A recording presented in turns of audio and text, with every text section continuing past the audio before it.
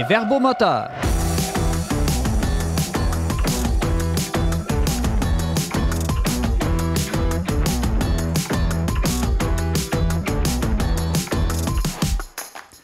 Bonjour et bienvenue à votre émission qui jette un regard chrétien sur l'actualité de la semaine. Ici Simon Lessard en compagnie de mes trois chroniqueurs cette semaine. Antoine Malenfant, bonjour. Salut Simon. Benjamin Boivin. Salut Simon. Et Ariane Beauferré. Salut Simon. Aujourd'hui, et durant la prochaine demi-heure, nous parlerons des bibliothèques de Montréal qui font la chasse aux mauvaises odeurs. Faut-il légiférer sur ce genre de problème? Nous reviendrons aussi sur la COP28 à Dubaï. Pourquoi le Vatican a-t-il inauguré un pavillon de la foi? Mais tout d'abord, on commence cette émission avec la nouvelle qui a retenu l'attention de Benjamin Boivin cette semaine et de tout le Québec.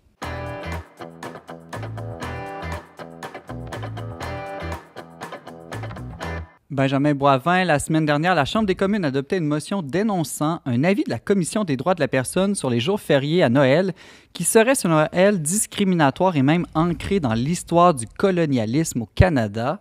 Est-ce que d'abord, Benjamin, tu peux nous expliquer un peu là, la situation? Ça semble exagéré là, de s'attaquer ici à Noël. Oui, il faut comprendre un peu c'est quoi l'institution qui est la Commission canadienne des droits de la personne. C'est un organisme gouvernemental indépendant, donc qui agit, qui fait de la recherche, qui promeut également les droits de la personne de diverses manières à l'intérieur du système juridique, également du système administratif, en relation avec des plaintes qui lui sont présentées. Et donc, cette commission-là, elle agit de façon complètement autonome par rapport au gouvernement. Elle ne représente pas l'opinion du gouvernement. C'est pas nécessairement le premier ministre qui nomme son président ou sa présidente. Dans tous les cas, les acteurs de la commission agissent avec une certaine liberté. D'ailleurs, c'est l'une des raisons pour lesquelles elle est capable d'exercer son travail. Qu'on juge qu'elle le fasse bien ou mal, elle est capable de l'exercer avec liberté et autonomie. Et donc, cette commission-là produit également de la documentation. Là. L'une des choses que fait la Commission des droits de la personne, c'est de produire de la documentation, elle fait de la recherche, elle publie le résultat de ses recherches.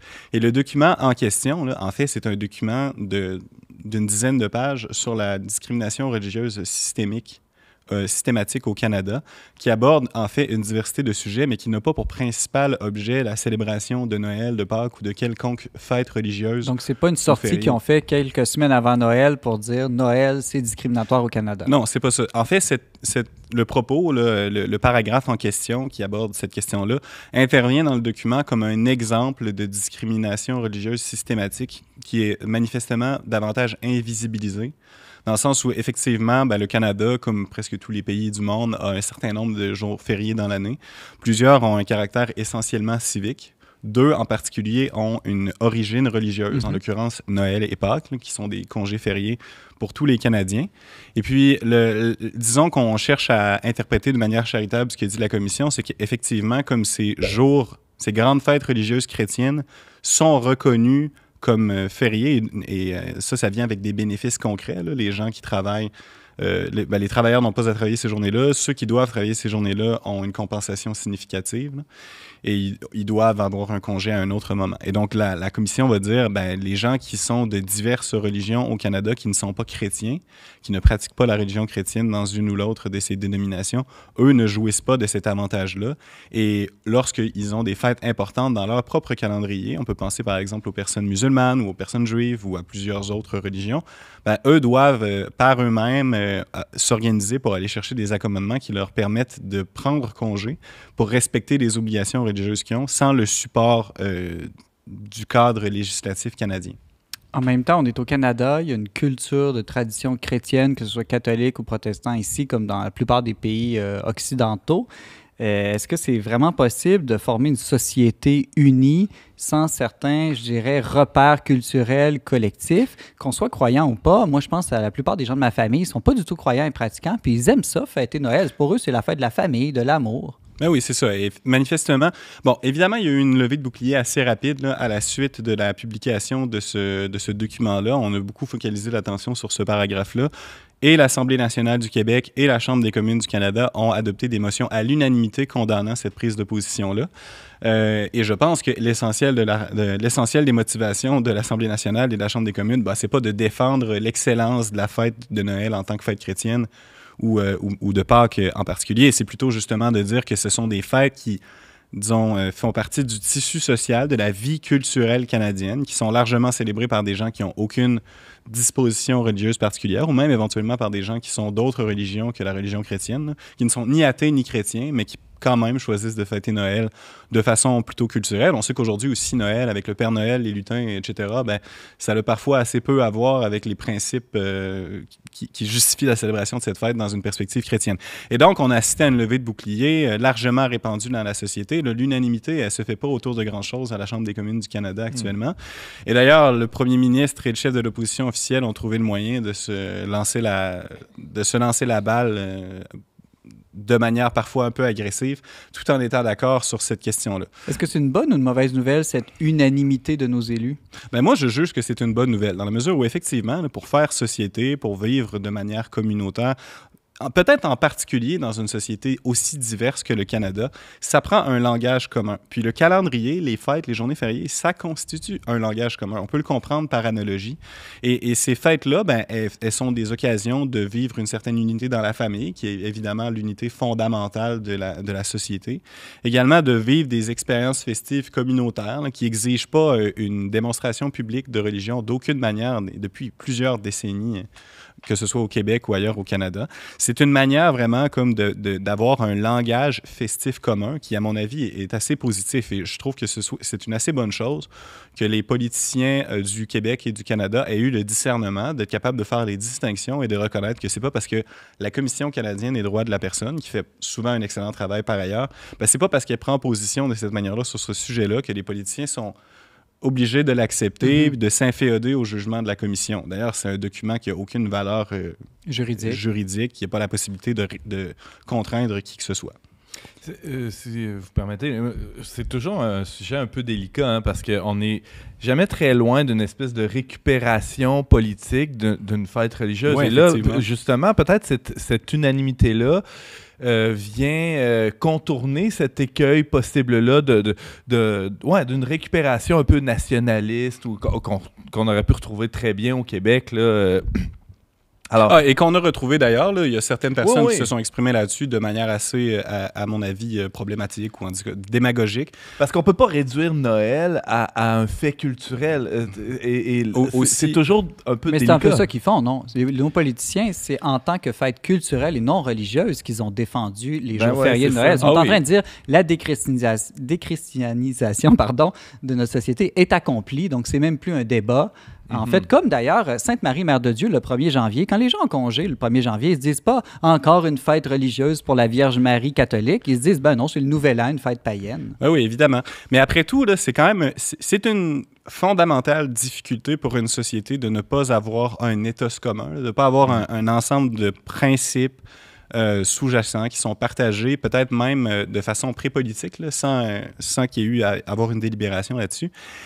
Mais on ne peut pas se passer d'un langage commun comme un calendrier ou des fêtes. Puis lorsqu'on voit, par exemple, des sociétés qui ont voulu rompre radicalement avec le passé religieux, on peut penser à la Révolution française, là, qui a cherché à établir un calendrier républicain où l'ensemble du calendrier pour toute l'année a été complètement réorganisé. Les fêtes traditionnelles ont été abolies et remplacées par d'autres fêtes. Hein? Ça a duré seulement quelques années et en dépit du fait qu'une proportion non négligeable de la société française ait rejeté la religion catholique, assez rapidement après la Révolution et tout au long du 19e et du 20e siècle, il n'y a jamais eu la proposition de revenir au calendrier républicain parce qu'un calendrier, les fêtes, c'est comme une langue. On ne peut pas tout simplement choisir de rompre complètement avec le passé, de faire table rase sans risquer de se retrouver muet. Ils ont même encore congé pour la Pentecôte en France.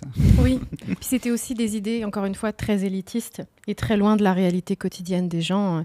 Il y a pas, quand les gens fêtent Noël, ils ne se posent pas toutes ces questions-là d'égalité entre les personnes. Et ça peut être la mission des chrétiens de chercher à montrer que Noël, c'est davantage que le Père Noël, que Pâques, c'est davantage que les lapins de Pâques, mais ça demeure... C'est davantage qu'un férié aussi, là? Oui, c'est ça, c'est davantage qu'un férié, parce que même le fait de fêter ces fêtes-là de manière presque païenne, ben quand même, ça tend à se diluer. On voit que les gens célèbrent de moins en moins. J'ai trouvé personnellement plutôt ironique le lien avec le colonialisme, parce qu'après tout, le sens religieux de la fête de Noël, c'est quand même un juif colonisé par des Romains qui est exclu et qui naît dans la pauvreté. C'est plutôt l'inverse du colonialisme, le sens profond en tout cas de la fête.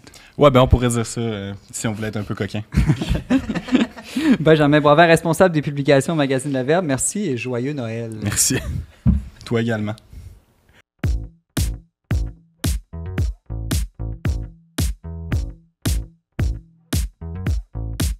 Ariane Beauferré, la conférence des partis COP28 se déroule actuellement à Dubaï, aux Émirats arabes unis, jusqu'au 12 décembre. Cette conférence réunit chaque année des centaines de pays pour faire le point sur la lutte contre les changements climatiques. Ariane, en quoi cette édition est-elle particulièrement déterminante pour le climat mondial? Eh bien, parce que lors des conférences des partis, tous les signataires, ces 196 pays depuis 1995, depuis le sommet de la Terre qui avait lieu au Brésil, prennent des engagements communs. Et il y avait eu celui particulièrement important de Paris en 2015, donc à la 21e conférence des partis, où on s'engageait vraiment à limiter le réchauffement climatique à 1,5 degré Celsius d'ici 2030. Pourquoi d'ici 2030 ? Parce que si on continue nos émissions telles qu'on le fait actuellement et qu'il n'y a pas de réduction, ce 1,5 il va être complètement dépassé. Et ce que nous disent quasiment toutes les recherches sur le climat, c'est que si on continue sur ces trajectoires-là, finalement, puis qu'il n'y a pas de réduction massive, il va y avoir un potentiel point de rupture, finalement, par la suite. Donc, des événements en cascade avec encore plus de feux de forêt, encore plus de manque d'accès à l'eau potable, encore plus d'îles qui vont être immergées à cause de la montée des eaux. Donc, énormément de choses qu'on ne pourra pas rattraper par la suite. Donc, ils avaient pris des engagements en 2015, mais les efforts ne sont pas vraiment là. Et donc là, pour cette 28e COP, on s'attend à des engagements beaucoup plus forts, notamment peut-être à une réduction, voire une élimination des combustibles fossiles, mais avec des objectifs très clairs et à atteindre rapidement. C'est vraiment ça l'enjeu. Qui dit moyen plus fort, dit lutte contre le pétrole. Et pourtant, cette conférence a lieu à Dubaï, 7e producteur mondial de pétrole. Est-ce que c'est contradictoire ou au contraire peut-être pertinent de tenir une conférence sur le climat chez l'un des plus grands, je dirais, responsables du problème? Alors les deux. Les deux parce que Dubaï, c'est une ville qui existe uniquement grâce au pétrole. L'approvisionnement en eau, c'est du dessalement dont l'énergie provient du pétrole. L'électricité vient du pétrole. C'est une ville luxueuse. Tout le développement économique s'est fait sur la base du pétrole. Le président de la conférence, le sultan Al-Jaber, il est aussi président de la grande pétrolière nationale d'Abu Dhabi. Donc un monde sans pétrole, ce serait un monde sans Dubaï. Oui, ça n'existerait pas. Dubaï n'existerait pas. Les Émirats arabes seraient complètement différents. Là. Ils importent à peu près 80% de ce qu'ils consomment. Là. Donc, ça ne veut pas dire qu'il ne faut plus qu'ils existent, bien sûr, mais ça veut dire qu'il y a des enjeux aussi. Dans les dernières conférences, il y a un lobbyiste, beaucoup plus de lobbyistes qui sont présents. En ce moment, il y a 80 000 personnes qui sont accréditées, qui sont là à la conférence. Parmi ces 80 000, il y a des représentants des pays, des ONG, mais il y a aussi des entreprises privées. Et on sait que sous la table se font des accords aussi sur le pétrolier, puis qu'ils en profitent c'est des occasions d'affaires finalement. Mais en même temps, c'est important d'inclure toutes ces entreprises-là, puis qu'elles prennent aussi des moyens concrets pour peut-être réduire leur production ou la changer. Ce qui n'est pas le cas actuellement. Par exemple, on parle beaucoup de Dubaï, c'est les Émirats arabes sont le 7e producteur pétrolier actuellement, mais nous, le Canada, on est le 4e producteur pétrolier. 28% de nos émissions proviennent... On est pire que Dubaï, là. On est pire qu'eux. Pas par rapport à la population, puis par rapport aux provinces, bien sûr, il y a des disparités énormes.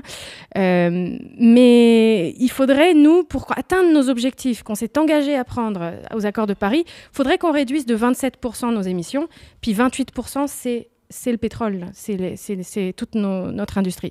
Donc, il faut aussi se regarder soi-même et pas seulement dire, il est temps que vous changiez, sachant que c'est beaucoup plus complexe pour eux de le faire parce que ça fait des années qu'ils vivent dans l'opulence en se basant sur cette industrie-là. Ariane, j'aimerais qu'on parle un peu du pape François qui tenait beaucoup à aller à cette conférence, qui n'a pas pu puisqu'il était malade. Il a quand même envoyé son secrétaire d'État, le cardinal Piero Parolin, et il a lu un discours que le pape a écrit pour l'occasion. Qu'est-ce que le pape dit dans ce discours? Et aussi, j'ai entendu dire que le Vatican a inauguré un pavillon de la foi pour le climat. Alors, quel est le lien entre foi, religion et climat? Oui, ça c'est une première, le pavillon de la foi. C'est vraiment une collaboration déjà interreligieuse. C'est une initiative d'un imam qui s'appelle Ahmed El Tayeb. Il y a aussi d'autres leaders religieux qui ont embarqué dans l'idée. Et normalement, aux conférences des partis, il y a des ONG, il y a des partis politiques, il y a les différents pays. Mais c'est vraiment la première fois que des leaders religieux disent oui, le problème, il est aussi religieux. Et oui, on veut s'engager contre les changements climatiques. Est-ce que les religions produisent des gaz à effet de serre? Mais Indirect, tout le monde en produit. Tout le monde en produit. Bon point, Antoine. Les pèlerinages, peut-être. Mais à pied, ça produit moins de gaz à effet de serre. Ce qu'il faut savoir, c'est que les croyants, déjà, sont en majorité dans des pays plus en voie de développement. Donc, il y a aussi, bien sûr, des personnes croyantes qui dépensent beaucoup de GES. Mais bon, l'intérêt du propos du pape, déjà, ce qu'il veut dire, c'est que le drame climatique, il est aussi religieux. Pourquoi ? Parce que il suffit pas seulement de trouver des solutions techniques, d'améliorer notre efficacité énergétique, mais il faut aussi changer notre mode de vie, nos styles de vie, aller vers une plus grande sobriété, ce qui ne peut pas se faire sans un cadre moral et aussi sans une certaine humilité face à la création et sans une certaine transcendance.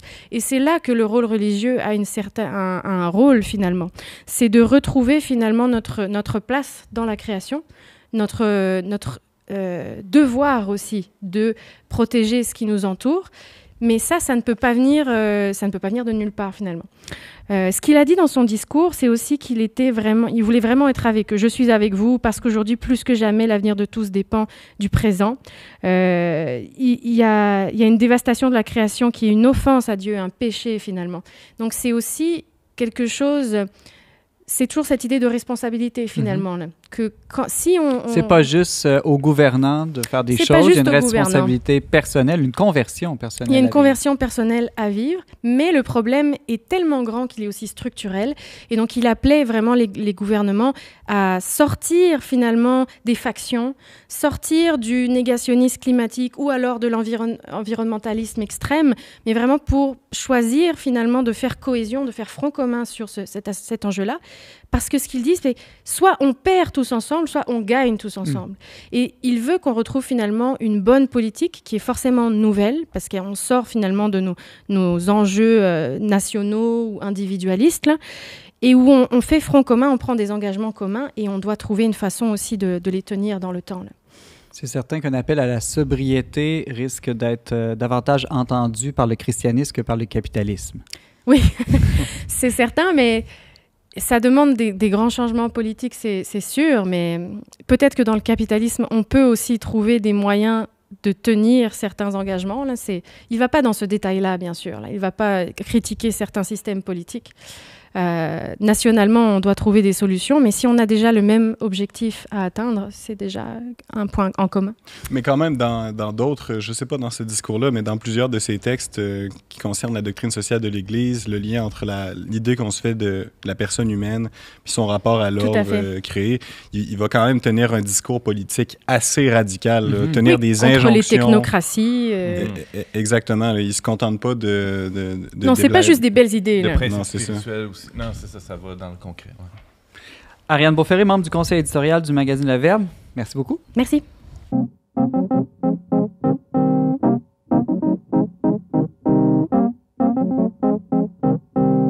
Antoine Malenfant, la Ville de Montréal propose un nouveau règlement pour limiter les odeurs incommodantes dans ses bibliothèques. Sans surprise, la décision a soulevé de nombreuses critiques. Antoine, est-ce que les fonctionnaires municipaux ont manqué de pif?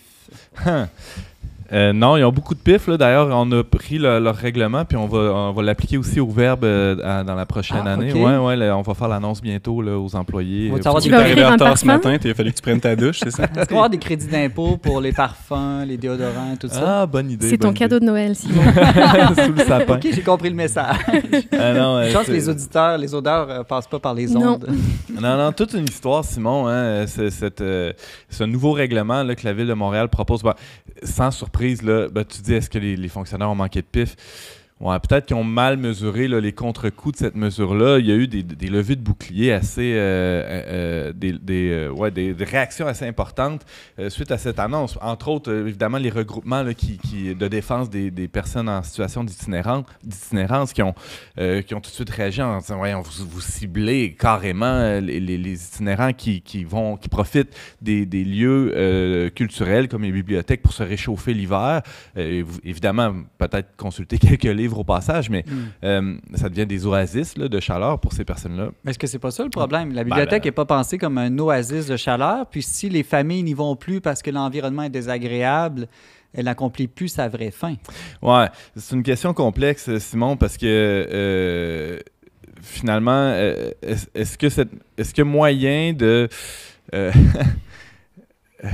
Est-ce qu'il y a moyen de moyenner? Est-ce qu'il y a moyen... D'avoir un lieu accueillant pour tous, finalement. C'est pas facile, mais j'ai l'impression que la vraie question, Antoine, en tout cas pour moi, c'est est-ce qu'il faut à ce point faire un règlement pour ça? Est-ce qu'il n'y a pas une question de cas par cas, de jugement? Il y a déjà des règlements, par exemple, de ne pas faire trop de bruit dans une bibliothèque. Ben, c'est subjectif, c'est quoi faire trop de bruit, mais on l'applique au cas par cas. Tu sais, si en sont venus à imaginer que ça prenait un règlement, c'est pas sorti là, d'une boîte à surprise. C'est que régulièrement, les employés des bibliothèques sont confrontés, peut-être pas tant aux odeurs eux-mêmes, mais aux plaintes de certains usagers qui disent « Ben là, il me semble que le monsieur là-bas, dans l'allée des bandes dessinées, il sent fort. Pouvez-vous faire quelque chose? C'est très désagréable. » Mais comme tu le dis, Simon, c'est extrêmement subjectif. Ça. On n'a pas tous le même niveau de tolérance face à ça. Alors, est-ce qu'un règlement peut vraiment régler ça? Parce que même son application va être subjective. Ça va être très compliqué. Je pense que c'est un peu s'illusionner là, qu'un tel règlement... Tu sais, ce qu'on voudrait, là, ce qu'on espérerait, c'est que ça devienne un outil dans les mains des bibliothécaires. Là. Est-ce que les bibliothécaires ont envie de se transformer en police de l'odeur? C'est ça, j'allais dire, ça peut devenir un outil de dénonciation. Maintenant qu'il y a un règlement, je vais aller me plaindre deux fois plus à chaque fois que j'ai l'impression que mon voisin a mis un peu trop de parfum. Tu sais, je voyais Simon là, dans un reportage là, récemment, une bibliothèque dans les pays du Nord, là, je pense que c'était en Finlande, qui était un lieu vraiment accueillant pour tous. Puis je pense qu'on peut imaginer nos lieux publics comme étant vraiment ouverts à toutes les personnes de toutes les classes sociales, de toutes les conditions, même ceux qui sentent un peu plus fort. Est-ce que ça vient comme exonérer ou permettre, donner une licence tout smell à ceux qui seraient négligents? Non, il faut voir les choses autrement. Tu sais, il y a cette manie, là, moi je pense que c'est surtout ça que ça révèle, Simon, il y a cette manie dans nos sociétés bureaucratiques de penser qu'en établissant une règle, on va régler le problème fondamental dans le cœur de l'homme. Dans celui d'abord de l'intolérance envers la différence, puis d'autre part, comme si le fait d'instaurer un règlement allait permettre tout d'un coup, comme par magie, aux itinérants de se prendre une bonne douche avant d'aller fréquenter la bibliothèque. C'est complètement utopique. Et là, tu sais, moi, je me suis retrouvé dans les urgences récemment là, pour un petit problème de santé d'un de mes fils, puis j'étais fasciné de voir la quantité de laminage, là, puis de listes de règlements, puis de conseils, puis qui étaient affichés partout autour de moi. C'est trop de règlements, tue le règlement. Trop d'informations, tue l'information. Mais je t'écoute, là, Antoine, puis je pense dans la tradition chrétienne, il y a la fameuse règle d'or, puis pas juste dans la tradition chrétienne, dans la plupart des traditions religieuses, fais pas aux autres ce que tu voudrais pas qu'ils te fassent, fais aux autres ce que tu voudrais qu'ils te fassent, ou encore le Christ qui va dire « aime Dieu, aime ton prochain », ou Saint-Augustin « aime et fais ce que tu veux ». C'est-à-dire, si tu veux vraiment le bien de l'autre, voilà, tu as une sorte de loi universelle qui couvre tous les cas particuliers, tu n'as pas besoin d'un million de petites consignes. Non, c'est vrai. Puis moi, on approche de Noël. Là, je pense que cette situation-là doit nous interpeller. Parce que le Christ, finalement, le Dieu fait homme, là, il est apparu où? Dans une crèche, là où ça sent particulièrement fort.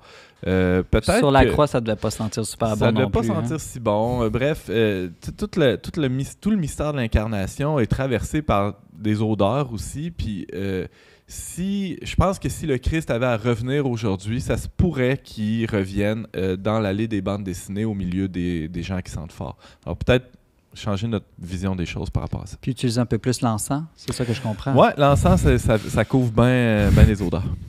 Antoine Malenfant, rédacteur en chef du magazine Le Verbe, merci beaucoup. Ça fait plaisir.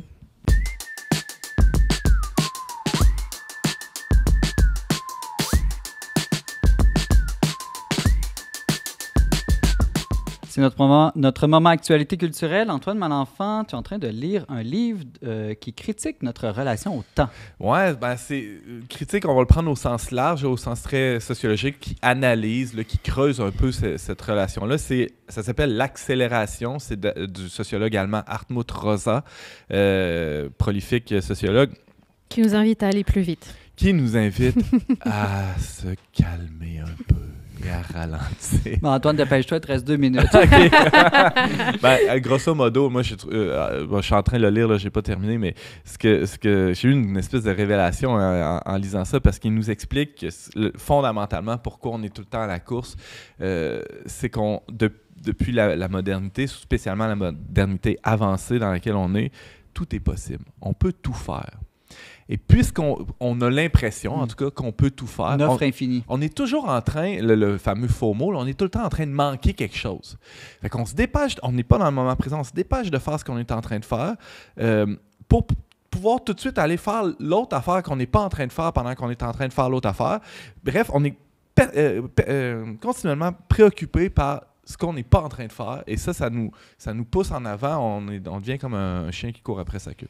On a de moins en moins d'obligations aussi. C'est-à-dire qu'à un moment donné, quand tu es obligé, quand à peu près toutes les heures de ta journée sont déjà occupées par la nécessité, tu ne te poses pas toutes ces questions de tout ce que tu pourrais faire. Peut-être. On souffre plus. Tu sais, c'est un peu, je vois ça aussi comme une espèce de conséquence de la très grande mobilité sociale dans laquelle on se trouve aujourd'hui. C'est-à-dire que c'est beaucoup plus facile aujourd'hui de changer de classe sociale, de monter d'une classe à l'autre ou même de descendre. Alors, ça nous pousse à être plus performants. On sait que c'est possible de monter ou de descendre, donc on n'est jamais sûr de notre position, alors que le boucher, fils de boucher, ou que l'aristocrate, fils d'aristocrate, sentait pas le besoin de se presser au travail parce que sa condition, puis celle de son fils, puis son petit-fils, allait probablement être la même. La mobilité aussi, parce que j'ai remarqué, moi, que j'ai vécu quelques années sans automobile et je pouvais pas faire 4 ou 5 commissions ou activités dans une journée. J'en choisissais une. Et puis en plus, les moments de transition, finalement, se vivaient plus tranquillement à pied ou en autobus. Mais avec une auto, on peut dire, ben oui, je vais aller faire ça, après ça, porter ça chez l'autre. Et puis finalement, on enfile comme ça les activités. Alors, c'est un bon exemple. L'ouverture des possibles, c'est possible maintenant de faire à peu près tout dans une même journée. Ben ça devient une injonction à courir comme des poules pas de tête. Donc, merci Antoine. On va lire ça tranquillement. L'accélération, une critique sociale du temps par le sociologue Hartmut Rosa. On mettra évidemment le lien en description des commentaires de l'émission sur YouTube et Facebook. Je vais vous casser les oreilles souvent avec ça dans les prochains mois. Faites-vous en pas. On se laisse cette semaine sur un grand classique de Noël québécois, Marie-Noël, composé en 1964 par Claude Gauthier et Robert Charlebois, mais dans une nouvelle interprétation de l'artiste montréalais Elliot Maginot, interprétation qui est sortie le 8 novembre dernier. Vous pouvez d'ailleurs toujours réécouter, commenter, partager cette émission sur nos réseaux sociaux, Facebook, X, YouTube. Pour tous les détails, visitez letradionvert.com/verbomoteur. Merci à Marianne Martin et Marie Laliberté à la technique. C'était Simon Lessard à l'animation. On se donne rendez-vous la semaine prochaine pour notre dernier épisode 2023 des Verbomoteurs. C'est Noël rouge et vert, mes 8 ans, mes amours d'hiver. Marie-Noël, petite fille, joujou fragile, petit Noël, de mes Noëls enfants. Quand décembre revient, quand résonne, sonne, minuit mon cœur se souvient des manèges, de boules de neige, des petits grands yeux verts et ta bouche rouge faisait tourner à l'envers mon prénom, mon soleil d'hiver. Marie-Noël, petite fille, joujou fragile, petit Noël de mes